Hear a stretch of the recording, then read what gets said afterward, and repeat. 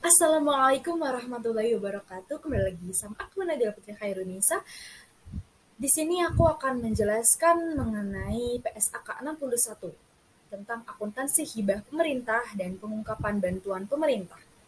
Tanpa berlama-lama lagi, mari kita simak videonya. PSAK 61 mengenai akuntansi hibah pemerintah dan pengungkapan bantuan pemerintah telah disahkan oleh Dewan Standar Akuntansi Keuangan pada tanggal 18 November 2010. Untuk pengesahan penyesuaiannya sendiri dilaksanakan pada tanggal 27 Agustus 2014. Di sini ada beberapa komponen. Yang pertama yaitu bantuan pemerintah. Bantuan pemerintah itu tindakan oleh pemerintah yang dirancang untuk memberikan manfaat ekonomi spesifik kepada satu entitas atau beberapa entitas yang memenuhi syarat atau kriteria tertentu.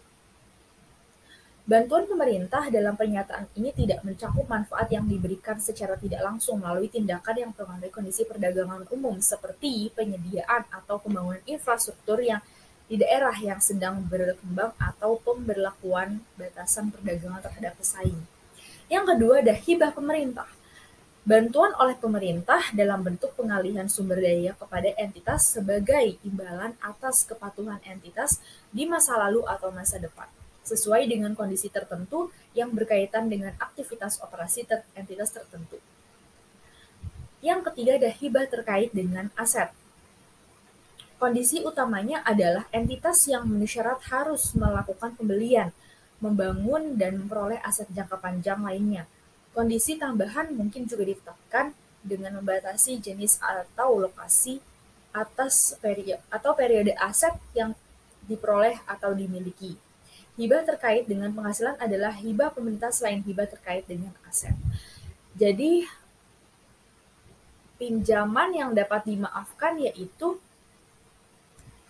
pinjaman dari pemerintah yang diperlakukan sebagai hibah pemerintah jika terdapat keyakinan yang memadai bahwa entitas akan memenuhi persyaratan untuk mendapatkan pembebasan pinjaman.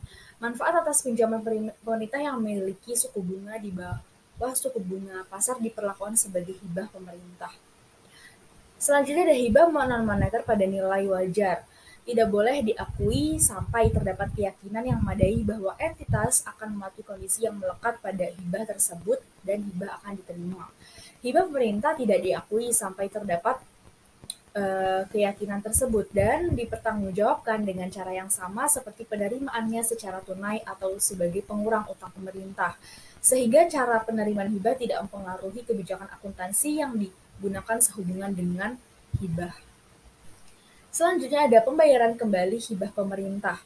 Pembayaran kembali atas hibah terkait dengan penghasilan diperhitungkan terlebih dahulu terhadap setiap saldo kredit ditangguhkan yang belum diamortisasi terkait dengan hibah tersebut.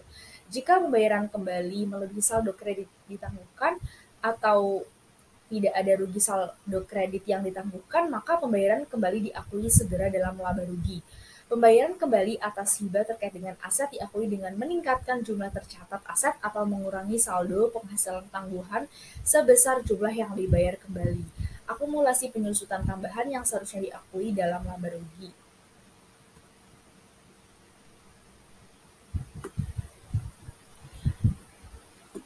Selanjutnya yaitu pengungkapan.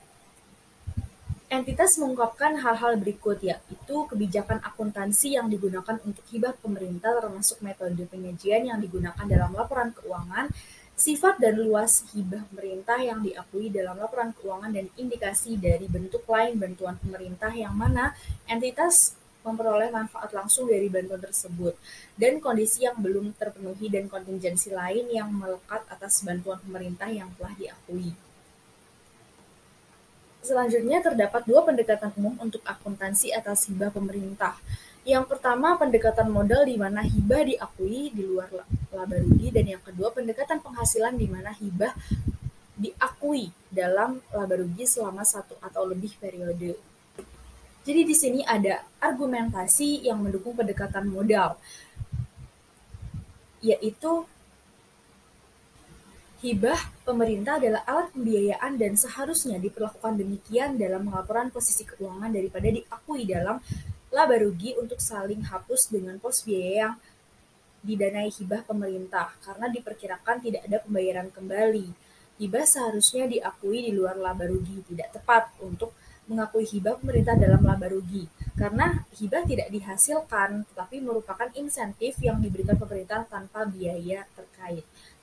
Yang kedua, ada argumentasi yang mendukung pendekatan penghasilan, yaitu hibah pemerintah merupakan penerimaan dari sumber lain dari pemegang saham. Hibah tidak boleh diakui secara langsung dalam entitas, tetapi seharusnya diakui dalam laba rugi pada periode yang sesuai.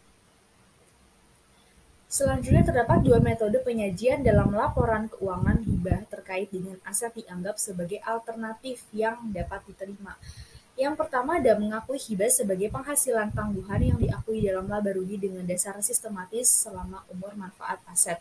Dan yang metode lain itu mengakui hibah sebagai pengurang dalam menghitung jumlah tercatat aset.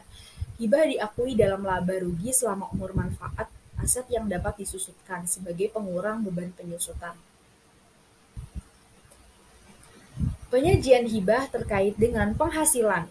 Yang pertama, hibah terkait dengan penghasilan disajikan sebagai bagian dari laba rugi, baik secara terpisah atau dalam pos umum seperti penghasilan lain atau alternatif lain sebagai pengurang dalam beban terkait. Jadi, ada dua argumentasi. Yang pendukung metode pertama adalah menyatakan bahwa tidak tepat untuk menggabungkan pos penghasilan dan beban secara neto. Selain itu, pemisahan hibah dari beban akan membantu perbandingan dengan beban lain yang tidak dipengaruhi oleh hibah. Nah, lalu pendukung metode kedua menyatakan bahwa beban mungkin tidak akan ditanggung oleh entitas jika hibah tidak tersedia dan penyajian beban tanpa saling hapus dengan hibah akan menyesatkan. Selanjutnya yaitu ada pengungkapan kebijakan akuntansi yang digunakan untuk hibah pemerintah termasuk metode penyajian yang digunakan dalam laporan keuangan, sifat dan luas hibah pemerintah yang diakui dalam laporan keuangan dan indikasi dari bentuk lain bantuan pemerintah yang mana entitas memperoleh manfaat langsung dari bantuan tersebut dan kondisi yang belum terpenuhi dan kontingensi lain yang melekat atas bantuan pemerintah yang telah diakui. Selanjutnya di sini terdapat jurnal yang berjudul Peningkatan Model Inovasi Hibah dan Bansos dalam Laporan Realisasi APBD Kota Bandung. Jadi hasil penelitiannya itu menunjukkan pada tahun 2018 sampai dengan 2020 terjadi pengurangan jumlah anggaran hibah dan bansos yang digelontorkan oleh pemerintah Kota Bandung. Hal ini terjadi karena adanya kebijakan bahwa anggaran dana hibah dan bansos dikelola dan digunakan untuk mendanai kegiatan pada SKPD di lingkungan pemerintah Kota Bandung.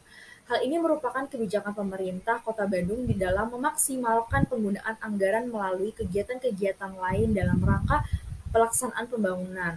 Maka sudah selayaknya permasalahan hibah dan bantuan sosial diatur dengan lebih baik secara administratif, akuntabel, dan transparan tanpa mengurangi kewenangan kepala daerah dalam melaksanakan visi misinya. Dengan peraturan ini, maka tata cara pelaksanaan penyaluran dana hibah dan bansos akan terasa kaku, panjang, dan berbelit. Tapi dampak positifnya penyaluran dana hibah dan bantuan sosial akan makin tertib secara administrasi, terukur, akuntabel, dan transparan. Referensinya, saya mengambil dari IAI, buku standar akuntansi keuangan efektif per 1 Januari 2018, dan jurnal karangan URIP dan kawan-kawan yang berjudul Peningkatan Modal Inovasi Hibah dan Bansos dalam Laporan Realisasi APBD Kota Bandung. Sekian dari saya, kurang lebihnya mohon maaf. Wassalamualaikum warahmatullahi wabarakatuh.